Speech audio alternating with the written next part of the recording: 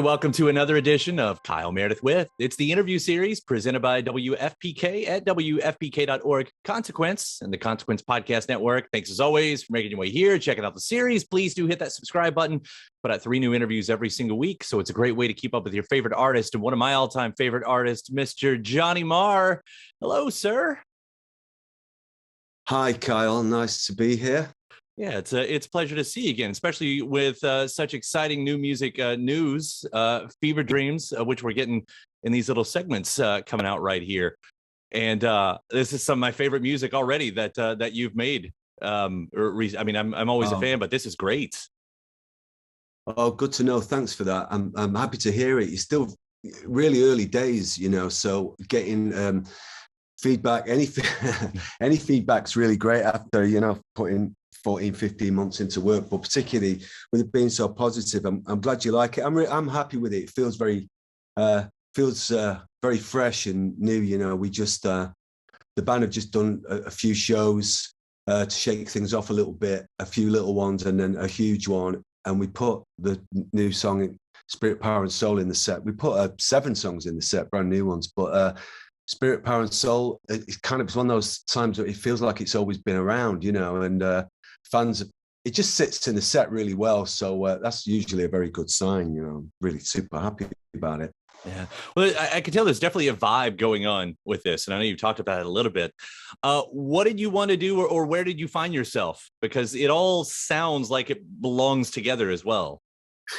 Well, it's a strange thing because I kind of usually get in the bands that I've been in, all the bands I've been in, it was usually my role in a way. So at the end of a certain kind of like touring cycle or a couple of years on the road, in a way, I was the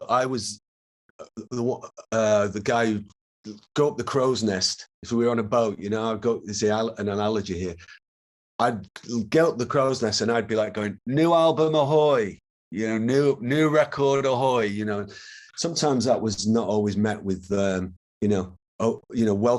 welcoming open arms and smiling faces, and it was probably quite annoying, before a tour had even finished. I'm going, guys, I've got these riffs, let's do a new record. But anyway, I'm still like that. And really, when it got to the end of my last record and we've been touring for a couple of years, maybe it's a habit of mine, but I just was like, okay, my mind was already working on where I want to go with the new record and hoping that it would be a development of some sort. So I'm wondering what that might be and what will be of interest to me and interest to fans, because the last record, particularly called The Comet, was really popular with, fans and the media alike, which is always unusual. But anyway, I was like, okay, well, I was quite ready to do a new thing. And we put out a standalone song called Armatopia, which kind of had sort of electro elements to it. It just came out that way when I was writing it. And it was going down well live. And I just kind of was like, oh, you know what? I really fancy us coming back with like a real electro banger in a way. As a fan of music, I was able to go, yeah, it'd be good to I just wanted to hear that really, to hear what that would sound like. So that idea, it's all very well having what seems like a good idea, but, you do need to execute it and it does need to work out all right. It doesn't always, the concept, is all well and good. You then have to kind of do it. But I was determined I really just wanted the first single back to be a high energy electro classic, single. I don't mean to say classic, but, tick a lot of boxes and be unashamedly kind of going for it, So then it was a matter of just writing it, and that took me a few goes really to get it right and get the phrase right and get the lyrics right and all of that. So I'm pleased with it, I'm pleased. It was a big itch to scratch, and it seems like a lot of people have gone along with the concept. I mean, absolutely. Like I said, the vibe, the mood, the pulsating nature, especially of that song right there with the first single with Spirit, Power and Soul, like it all feels great. And you've talked about also injecting a bit of, I guess, a gospel feeling into it too. Where did that come in and why? Okay, well, when on the first solo record, Messenger, which I guess was 2011, 2012, when I went into doing this and put my own band together, I was kind of hell-bent on doing anything except singing about my own feelings, because it seemed like in the culture everywhere, particularly in the mainstream, everyone was just like, bleating on about their own inner life and this adversity we've got. And then it was the kind of birth of these, like, America's Got Talent and X Factor in Britain, and everyone, everyone would come on the stage and just weep. And it's suddenly like, oh my God, this is the greatest thing in the world. I was like, oh no, oh no. So the first two records, I tried to really avoid singing anything about myself, anything but. And then really, I suppose you have to kind of drop some of your baggage and you have to evolve and things have to change. And then part of being a songwriter, is that, you come up with some kind of music and you really do have to honor it with the right kind of lyrics. Sometimes there's a lot of things happening in songwriting, and which is great. Sometimes it can be a conundrum, it can be a mystery, it can be a bit of craft. And so in the case of, say, there was a song on my last album called Hi Hello, and it was such a pretty and emotive piece of music that I really fell in love with. I had to honor it with writing a personal lyric. I had to sing something that really meant something to me about someone someone who meant something to me on that song. And it worked, and the audience do tend to like those songs a lot. And so my point being is that over time, there are certain songs where you do have to put yourself into them. So at the start of writing this new album that I've got now, this double album called Fever Dreams, parts 1 to 4, early on in the process, I kind of went, what am I going to go with? I wonder what I'm going to say on this record. So always a mystery, you can look at that part of the process in two ways. You can scare yourself half to death and go, I got nothing. Or you can say, oh, well, this is going to be maybe some work and it's going to be interesting discovery. And that's the way I felt. And then the pandemic happened pretty much at the same time. And I was like thinking, I don't know, it's a fucking weird time for the world. I don't want to be singing lockdown songs. That would be a bit gauche. I want to be a little bit more interesting than that. But, like everyone, I was sort of feeling a little upside down and out of sorts, and time was sort of taking on different kind of meanings and all of that. And basically, I think subconsciously I knew that, I couldn't really, I couldn't bail out of singing about my own perceptions and about myself a little. Okay. So it just occurred to me that I just kind of went, so I thought, well, hang on. Well, that never bothered Al Green too much, did it? Or it never really bothered Marvin Gaye too much, or Aretha, or, Bill Withers, or for some reason I just got pulled towards, well, hey man, some of those great soul records, the language of song, which is very simple and direct and unpretentious, but expresses a lot. I thought, I could do it that way. And now when I explain it, it sounds very conceptual and like it was a clever kind of concept, but it was all kind of instinctive. But it led into the first few songs, and Spirit, Power and Soul is a good example of it, because I wanted that to be, I wanted it to have this kind of, I thought, yeah, what does soul music do, and it expresses this kind of very big emotions in very cool speak, without it being too kind of arty or clever.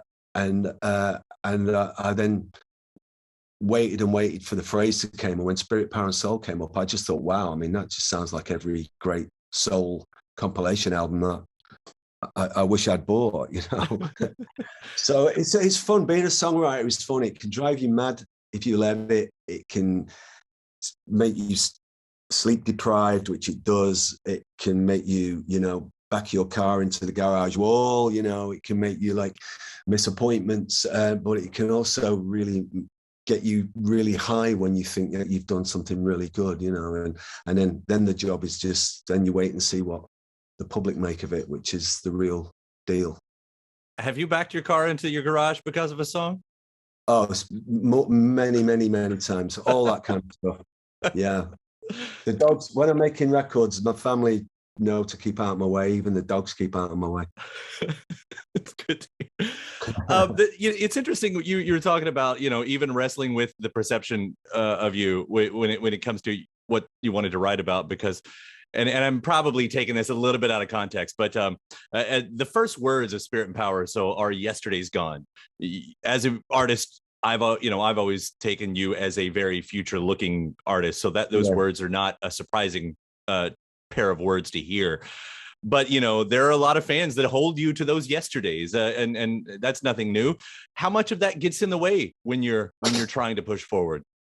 Well, I will answer that question. I'm not evading it. I will just say though that this is again one of the things about songs. People can take from it what they will, but going through what I didn't want to make a lockdown record. I didn't want to be that gauche and that specific and that reductive to talk about being locked down or any of that.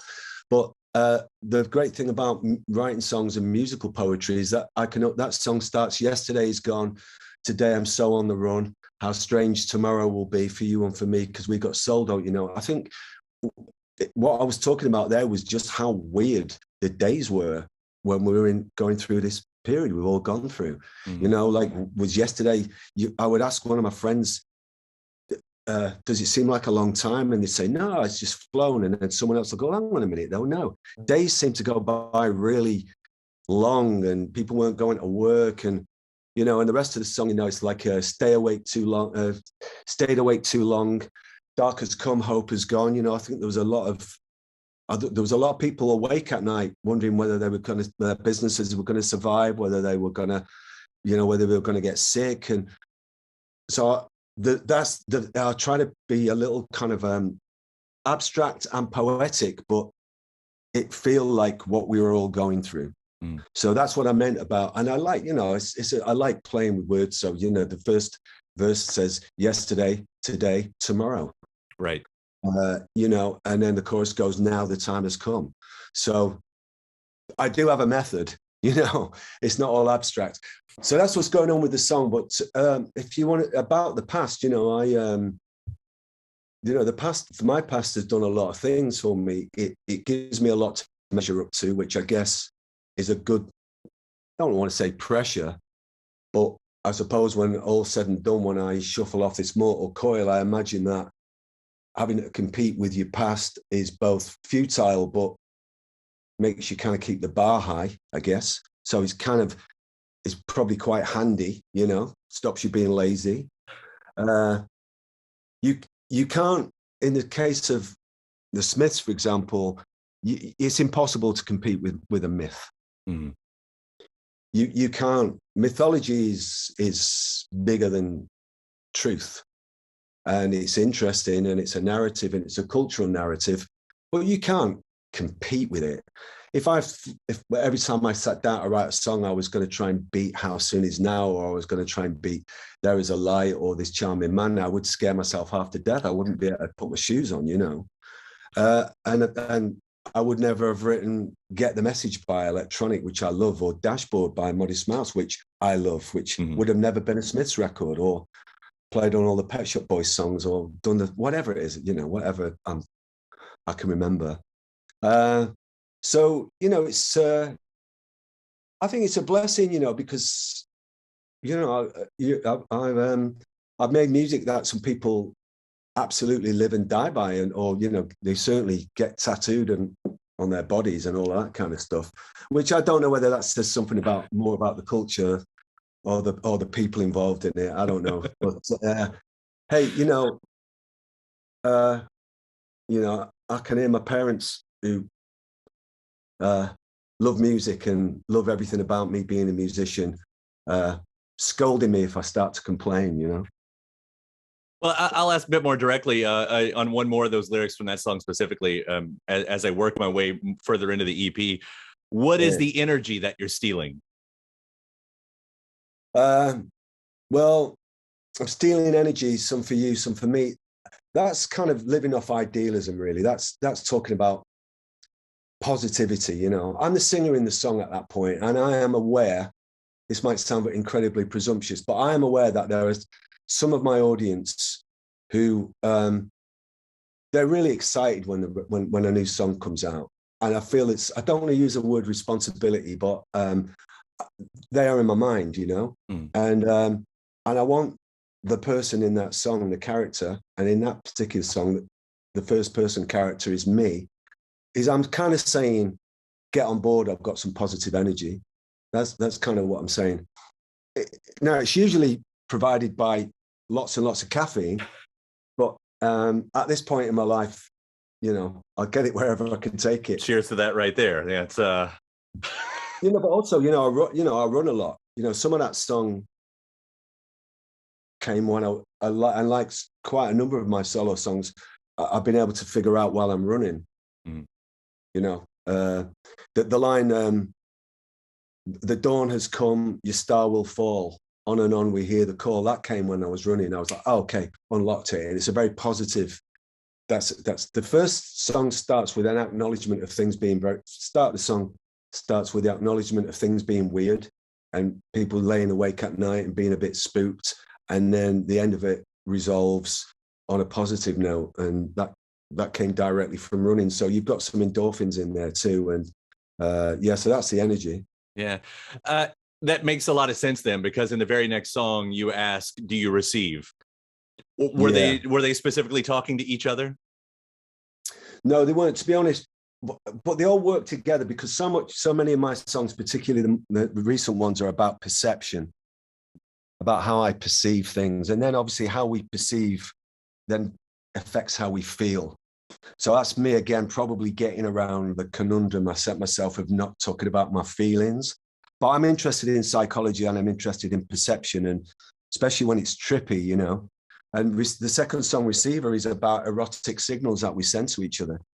You know, quite often it's an amazing and a very interesting part of human psychology to me, that on a dance floor or in a bar or in a party or, you know, human attraction, you know, the signals we send off to each other, and they can be really quite, they can be telegraphed quite explicitly, and other times they're things that we pick up, you know, quite subliminally. And the fact is, I wrote that I had the riff for Receiver around the time I was doing the Bond movie. It wasn't something that, you know, which if you listen to it, makes quite a lot of sense. Really, it's quite dramatic, and and I liked it because it was a riff that I haven't really put in any kind of band that I've ever been in before. It's a very kind of heavy riff, so I like the music, and frankly, the music sounded like it would sound pretty good at 3 a.m. When a club is getting really kind of interesting, you know. Mm-hmm. So one of the things about rock music is it's a really great place to write about sex. It's a great headline right there. That's always has been. But I like being, you know, but I don't, you know, I would never mean it'd be too crass or so let's say sensual emotions, you know. Mm-hmm. And you know, but I also, luckily, doing what I do, you know, I like for it to be a good listen, and I like for it to be, you know, back in the old days, something that could have come out of a jukebox. Mm-hmm. So, you know, I'm not trying to be, you know, I'm far from trying to be too salacious. I'm still trying to be keep some sense of mystery, you know. So I think that's the song had a bit of mystery in it, and that fed into this idea of eroticism and how we pick up signals, and you know, if you know that's what the song's about, you know, and imagine, like, you know, being in an after hours club or even in a tent, you know. I play a lot of tents in festivals, you know, like, I don't know, 12, 15,000 people.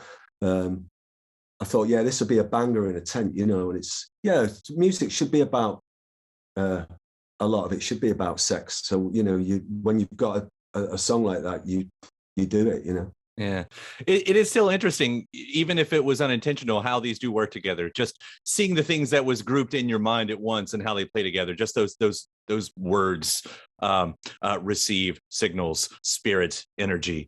Like it all seems to be coming, you know, in this, I don't know, sort yeah. of. Well, Yeah. again, well, that's where I connect where I'm at the moment with kind of soul music and gospel music, and particularly soul. And then, you know, with Spirit, Power and Soul and the whole of the first EP sounding fairly electro, and using electro components, you know, I kind of was like, oh, okay. I quite like if someone, I quite like that what I'm doing at the moment is electro soul. I've never heard of electro soul. And particularly from, I guess, you know, if you want to put even more labels on it, I guess if I had to, someone was labeling what I do, I'm an indie rock musician, you know. So, so an indie rock musician whose current record is electro soul. On paper, I'll take it. You know, it reads very well. So, you know, I'll go with that. And the words, but a lot of the words, as I say, are about, I find that so much are about perception. You know, sometimes perceptions can be warped and sometimes perceptions can be confusing. I'm sure I'm not the only person who is wondering why I'm confused. Right. Right. Well, let's, as these do sound like they go together, does it, what I guess what I'm asking is, what are the next sets? Because again, as you said, this is Fever Dreams parts 1 through 4. It will end up in a double album. Do the other groups of songs find themselves playing together in similar ways? Yeah. Well, luckily, so the album is what it is because the title came to me before, right at the start of the process. It doesn't always happen that way. Call the Comet came near the end. The first album, Messenger, was written right at the very end. I call the album that because it was named after the song. But with this album, Fever Dreams parts 1 to 4 was the title. That was before I knew what the parts were. And you know, it's one of the great things about art is I was like, you know, you sometimes put the cart before the horse, so to speak, or you employ lateral thinking, which is great. So I was like, okay, I've got this title, parts 1 to 4. Well, what does that mean? What do those parts mean? And then it gave me a sort of an opportunity to release the music in a different way. Mm-hmm. So yeah, it's a double album. It was written and recorded as a double album, but I can get to put it out in a different way. And that does a couple of things. Is that it takes care of my impatient nature. So I don't have to, you know, drip out 2 songs and wait till next March for the whole album to come out. I can get it across to audiences and start to play. And also it kind of completely accidentally kind of works in today's culture whereby you can release songs in chunks. I would ordinarily have not thought of that, but when I explained it to the record company, they, you know, they thought I was a genius, and of course I didn't oblige them otherwise. You know, yeah, okay, yeah, that's me, modern man. It just ticked a lot of boxes, but really I was following an artistic imperative, really, which is I've got this thing that I think is a great idea. Now find a way of making it work. I've never put a record out that says part 1 or part 2 or part 3. And when I was a kid, I had some records that did that. You know, I had a Eddie Kendricks single, Keep on Trucking, and I had a Human League record. I had an Isley Brothers record that was in different parts. So it was something I've not done. I've never done a double album before. So anyway, to answer your question, when I then had a group of songs, I was able to put a few whiteboards up in my studio and then start putting these groups of songs together. So you are right in that, you know, Receiver, I just thought would be a great one to follow Spirit, Power and Soul. And then I started moving them around a little bit, like, you know, like pieces on a chessboard and sort of, and then I would finish. I thought, okay, well, because of the vinyl running times and, you know, I need to get these songs pressed and stuff, then finish EP2 first. So at least those EPs can come out. So therefore finish that song. Well, that song doesn't work on EP2. Okay, move that up. So you get the idea. Mm-hmm. And then most importantly, when that was kind of worked out, it gave me a structure for finishing the rest of the album and making side 4 finish in and complete the picture. And so in that way, I was kind of writing to order, which all sounds very clever now that I explain it, but I was a fruitcake while I was doing it. Yeah, but it does make it so much fun for the fans. I say that to me as a fan and everything, that, you know, we do get this something new to look forward to all the time, because we're greedy little bastards when it comes to things like that. We do want new music. I'm the same. I think like a fan. No, I don't mean a fan of my own. I think like a fan of music, and everyone I've been lucky enough to you know, great people that I've been lucky enough to meet and sometimes even work with are all the same. They all think like fans. Paul McCartney thinks like a fan. You know, I think Beck thinks like a fan. You know, we all, yeah. They're it's keeping that flame alive, I think, is I think fans of yours know that as well. You know, it makes you think like your audience, and I think that's healthy, you know. Yeah. Well, on top of this, you know, with Fever Dreams and all the parts that's coming out on this, you've also done score work on the new James Bond movie. Of course, you did some music on the theme with No Time to Die, Billie Eilish on there, and here you are also doing some of the score work.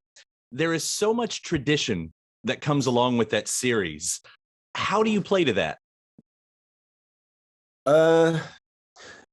You know, well, you do have to be aware of it. I would be not being honest if I said, you know, you aren't. Everyone involved really is, because because it is, you know, I think the word iconic gets thrown around way too much these days, but it is, if anything's iconic, it's the music that John Barry wrote for that, you know, for those movies. And Hanz is the right person to do it. And quite rightly, you know, he thought that guitar should be involved. It turns out that you know, over the last 10 years or so, I've become his kind of go-to guitar guy, and we're very close. And we've done a few films together now. I think maybe this is the 5th one, maybe 4, 5, 6. But when he got the call, he called me straight away. It was Saturday night, late Saturday night. He called me, said, "I've just been asked to do the Bond movie. Would you think I should do it?" And as his friend, you know, straight away I said, yeah, I do. And he said, well, will you come and play the guitar in it? When he asked me that question, all friendship went out the window. I didn't care. I was like, yeah. And yeah, of course I was going to do it. But actually, we then talked about how the Bond music, guitar was a big part of it. Of the stuff that we all loved, you know, it was a big part of the 60s Bond movies. It was a big part of Live and Let Die, you know, and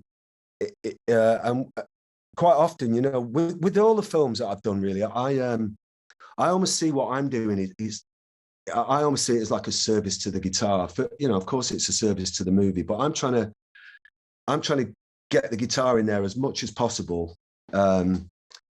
Because I think it's become neglected, and it genuinely really isn't about me. The other thing, of course, about the Bond theme, I don't know whether this is the case in the United States.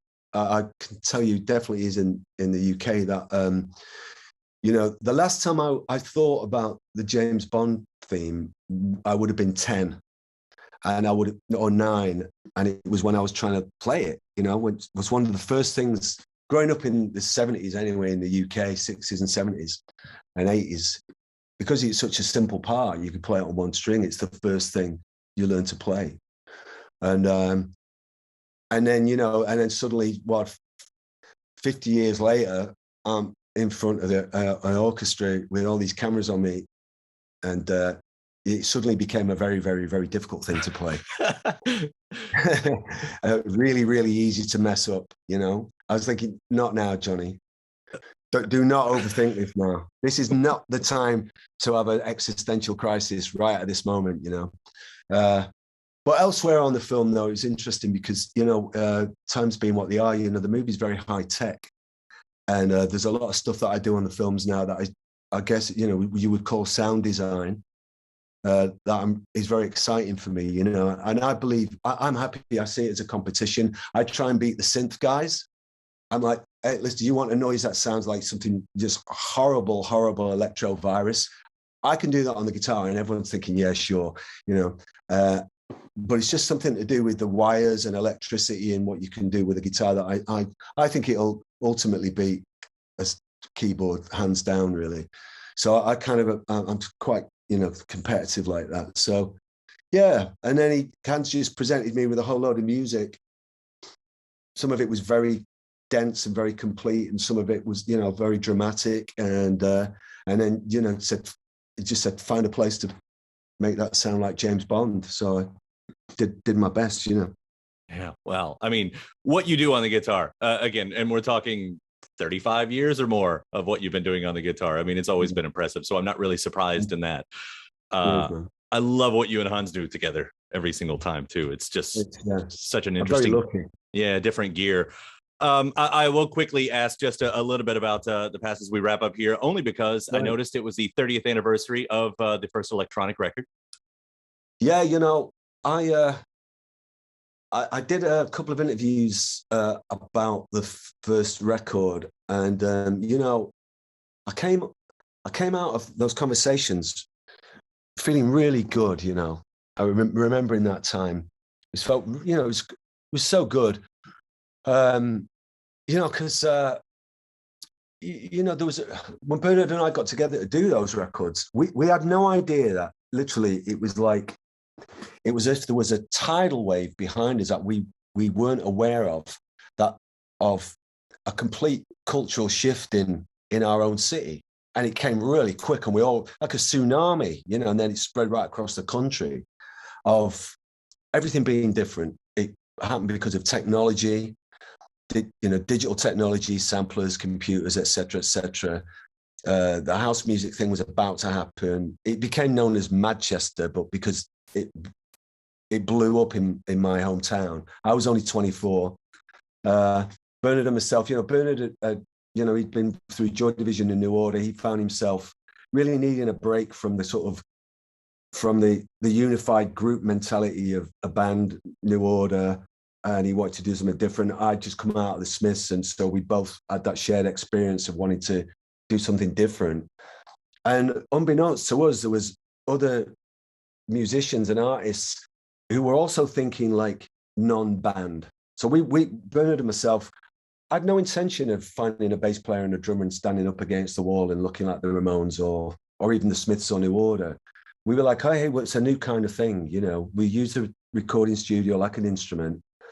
And, you know, the times were such that we weren't alone in thinking like that. In Europe, you had Technotronic. In London, you had S Express thinking along those lines. I guess, you know, in the States, maybe you had 9 Inch Nails thinking along similar lines, you know, bringing the technology into it. And you had, and then here we had Massive Attack and all of these non-bands. And that's the way Bernard and myself were thinking. We were the only people in the world who weren't thinking you were in New Order and I was in the Smiths. Everyone else was thinking that.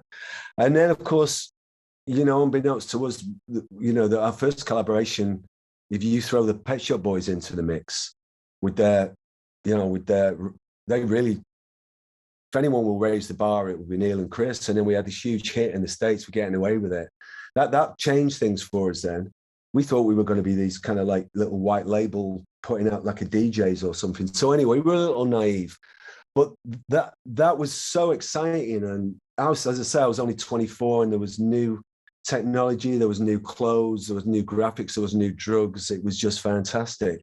But every day I would wake up. The fact of the matter was, I would wake up in the morning to a landslide, an avalanche, an earthquake, which was the Smiths breakup, which just went on every day. So I just had that going on over there that wouldn't let me go. And the media and lawyers and people writing books and all of that was just determined to pull those buildings down on me. But yeah, I look back now and I see this 24-year-old little dude with the weight of the world on his shoulders, but with his incredible, set of friends, Matt Johnson from the Chrissy Hind, Bernard Sumner, who just went, hey, you're free, come and let's make music together. And it was a very very schizophrenic and intense time for me, and luckily, you know, some great music came out of it. I think Get the Message was always one of my favorite things that I've ever done when I did it, and I still play. I was playing it only yesterday with my band, so you know, it was all worth it, because just for that 4 minutes of music, you know. I do have that Queen is Dead box over here. Are there more Vault releases that's coming from that camp? I mean, do you all plan that stuff still?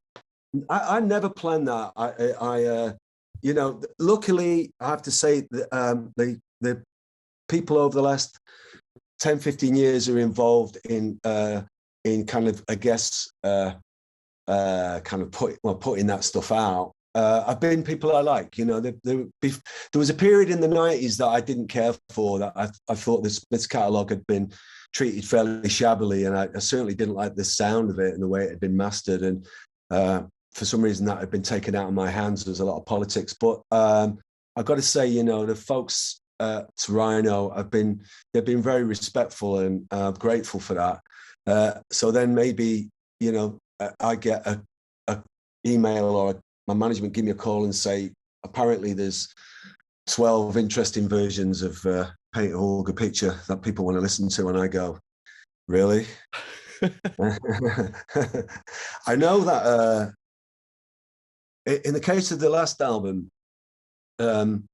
because I know for my part, I went into that record wanting for it to be a much more space in it, and less adorned. I was so hung up on the Beatles' White Album, and you know, I wanted some of it to sound a bit like that. Unhappy Birthday, I think, does that. Death at One's Elbow. I Started Something. There's a lot more space in it, and because of that, you know, I remember the monitor mixes did sound really good. And if things are a good listen, I'm fine with people enjoying them. You know, because I'm like that.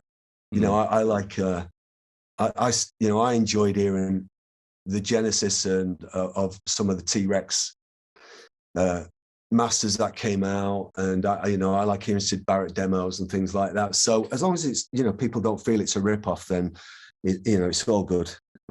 Yeah, well, I can hope to hear some of that again, as a fan of what you've been doing throughout your career, and especially with what you're doing with Fever Dreams Parts 1 through 4.